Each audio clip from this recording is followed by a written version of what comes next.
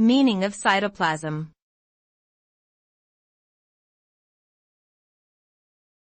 Cytoplasm.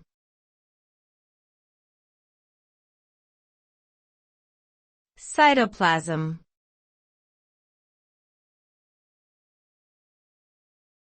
Cytoplasm.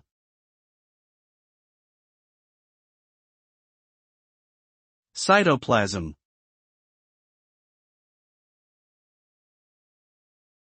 Cytoplasm is a dense, gel-like substance that fills the cell and surrounds its organelles. It is composed of water, salts, and organic molecules such as enzymes and proteins, and serves as the site for various metabolic processes within the cell. Cytoplasm also provides structural support to the cell and helps to maintain the cell's shape. It is involved in various cellular processes, including protein synthesis, cell division, and cell signaling.